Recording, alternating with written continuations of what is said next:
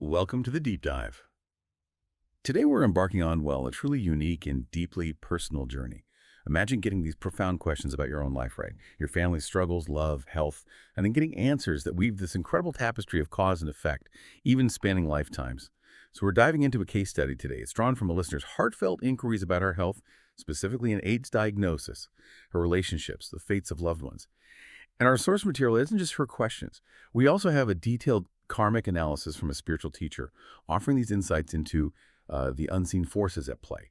Our mission for this deep dive: to explore these narratives, uncover the connections, and hopefully extract some surprising insights into how past actions might shape present realities and maybe future possibilities for all of us. Okay, so with that context, let's first trace our listener's own path, starting with her personal journey. Our listener, who we'll just call you, started making merit, accumulating good karma at a temple back in 1996, and there's been a consistent dedication. Her first husband, he was a widower with a son, and he seemed to have many admirable qualities, like he was very filial, respectful to his parents, never argued with them. He even ordained for one rains retreat, which, for those maybe less familiar, is that traditional 3-month period where Buddhist monks stay put and practice really intensively. So on the surface, yeah, he seems like a genuinely good, devout person. But what's immediately fascinating here is the contrast, isn't it? The stark contrast in this man's life.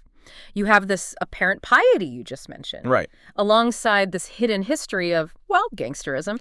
It just immediately makes you ask, how do these wildly different aspects interact? How do they play out karmically? That contrast is definitely striking.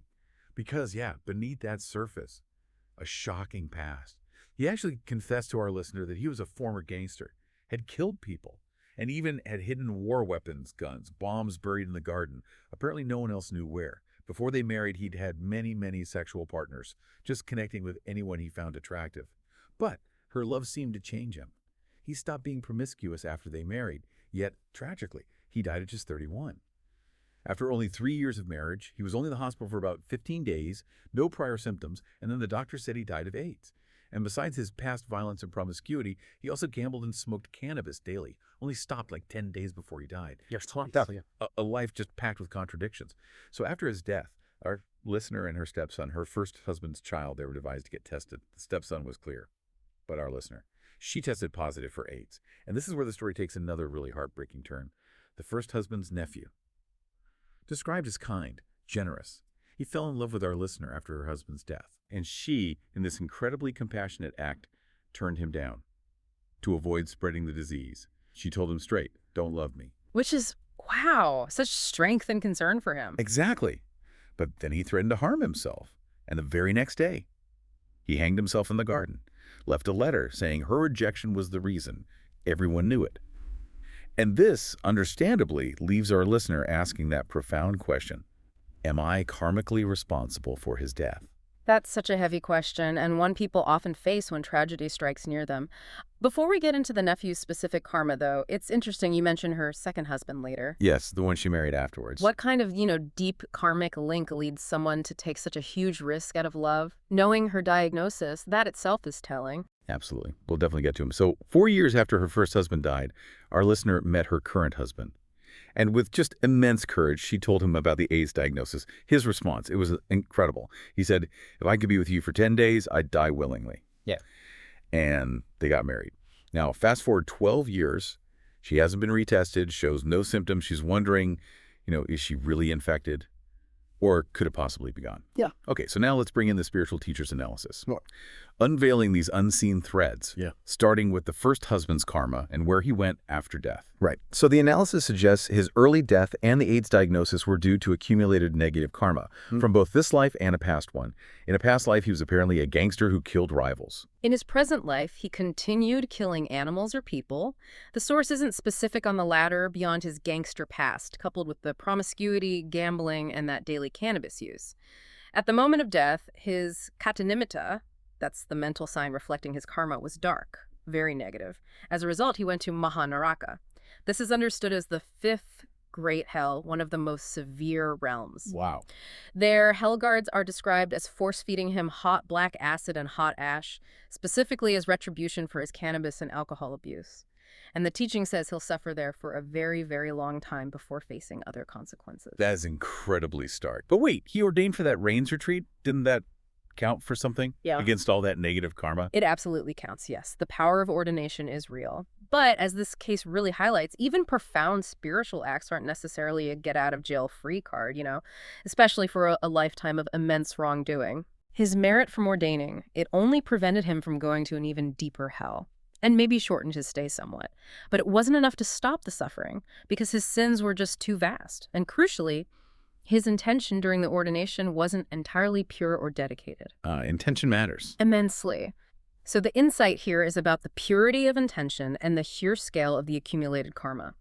True transformation needs consistent, deep commitment, and any merit others offer for him now. It's apparently waiting in Yamaloka, that's sort of a transitional realm, often involves judgment, but he can't receive it yet. He has to endure the hell punishment first. It's a truly sobering picture of his path. Huh. It makes you wonder, is there a point where negative karma becomes almost insurmountable? Or is redemption always possible? And then, yes, the nephew, the listener's question, was she to blame for his suicide?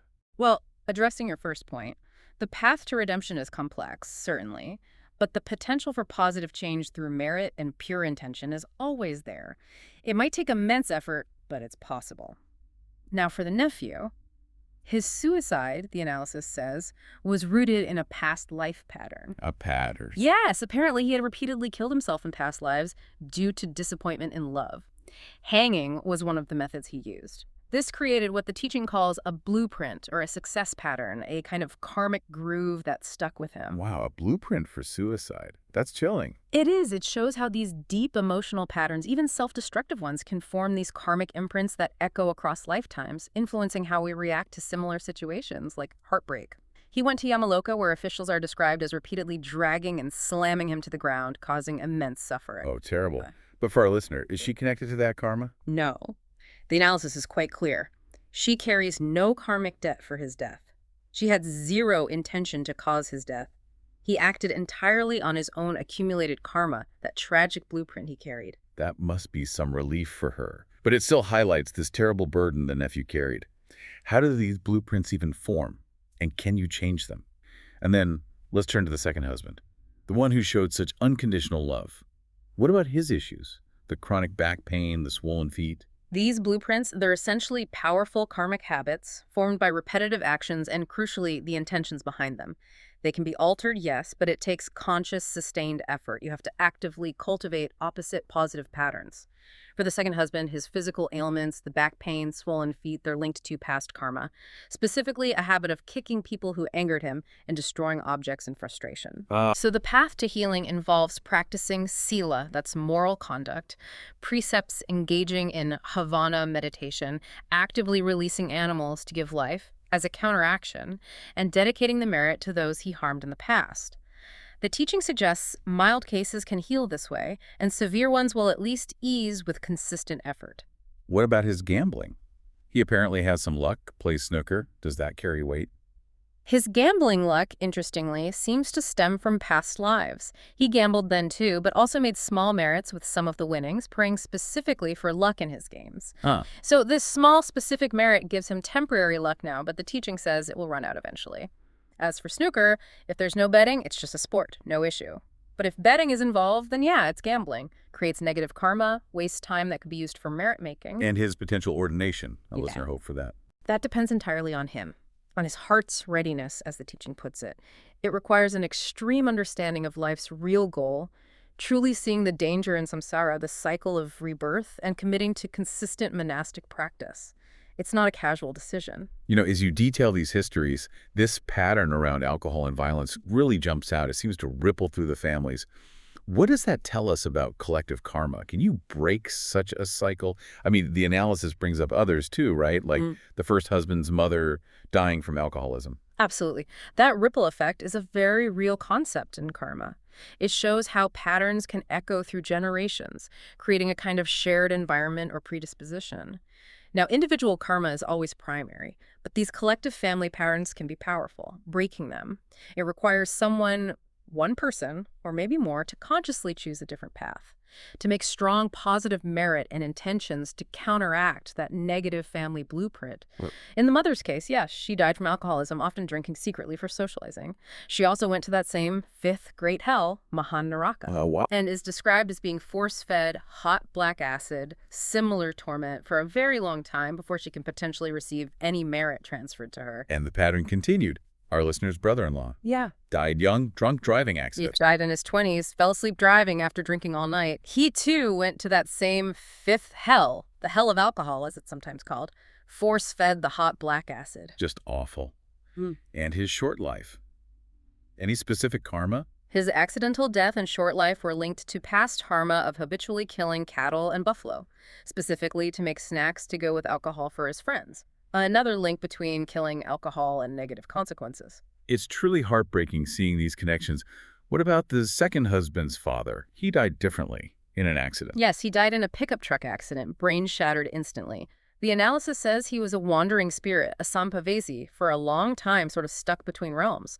But quite recently, the second husband's ordination merit actually helped him.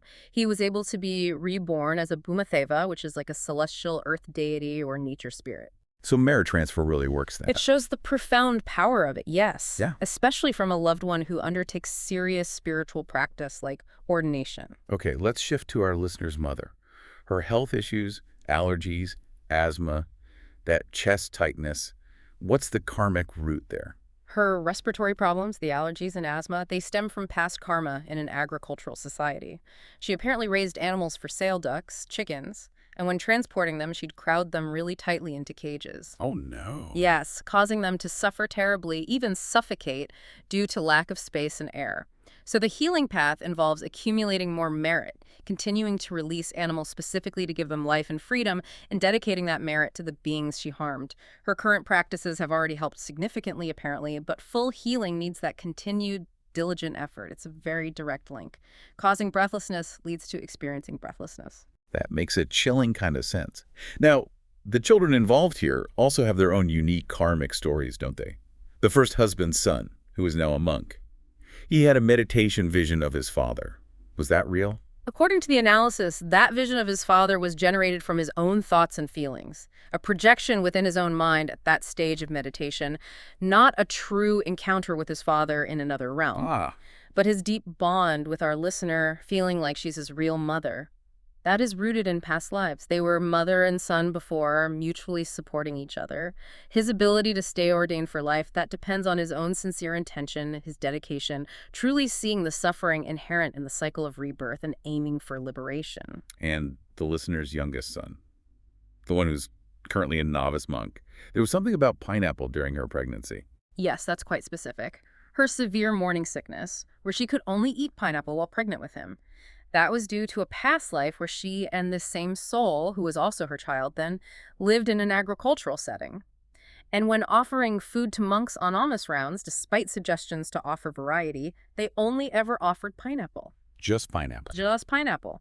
This created a very strong, though perhaps short-term, karmic link specifically related to pineapple, which manifested directly during that pregnancy. That's remarkably specific karma. Okay. Okay, finally, let's loop back to our listener herself, her own karmic blueprint, her future.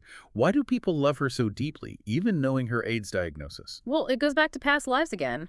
Apparently, she often experienced heartbreak and love in previous existences. So when she was making merit, she developed this very strong, heartfelt prayer. May I find someone who truly loves me. Whoever meets me, let them truly love me. A powerful intention. Extremely powerful. And that prayer manifested in this life, attracting genuine love regardless of her challenging circumstances. And her current AIDS status, the fact she has no symptoms now.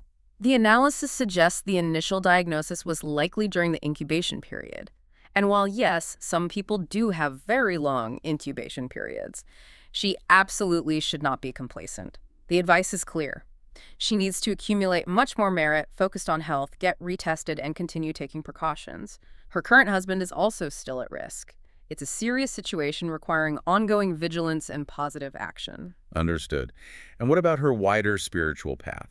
her connection to the monastic community, her own aspirations. Her journey with the collective spiritual group, the Sangha, it shows she's built merit with them over time, sometimes for long periods, sometimes short, sometimes just as a supporter.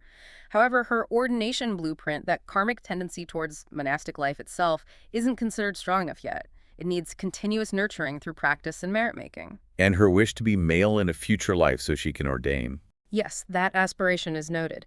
But she apparently still carries some residual kame karma that's karma related to past sexual misconduct or strong attachments to sensual pleasures. To fulfill that specific wish, the path involves practicing celibacy consistently over many lifetimes, making merit fully in all possible ways, and making very strong, focused prayers to be reborn male specifically for the purpose of ordination. Wow. Yeah, so if you connect all this to the bigger picture, it really underscores how powerful our intentions and persistent merit-making are, not just for smoothing things out in this life, but for actively shaping future existences and fulfilling our deepest long-term aspirations. This deep dive, it's really shown how profoundly interconnected everything is through karma, hasn't it? From the immediate fallout of someone's actions, like the first husband's, to these echoes from past lives influencing health, relationships, even family destinies across generations. Those stories about alcohol, the specific roots of illnesses like asthma, the sheer power of prayer born from heartbreak. It brings the concept of karma to life. And what this journey reveals, I think, is the absolute importance of our intentions, the incredibly far-reaching effects of our choices, big and small, and maybe the potential for even the most difficult situations to be understood, maybe navigated through this lens of cause and effect. It's about recognizing, isn't it, that our present moment is, in many ways, a product of our past actions and thoughts. And our future is being actively shaped right now by what we do and intend today. So what does this all mean for you listening? Well, perhaps it's a reminder. Every action, every intention, even just a simple, heartfelt prayer, it sets ripples in motion. Ripples that can shape not just this life, but potentially countless lives to come. So here's a final thought to maybe chew on. Consider that concept we discussed, the karmic blueprint or success pattern. Whether it's for repeated actions like the nephew's tragedy or certain kinds of luck, or even how someone passes from this world, what kind of blueprint might you be inadvertently creating for yourself right now through your own habitual thoughts and actions? And how might conscious effort, focused intention, begin to transform it?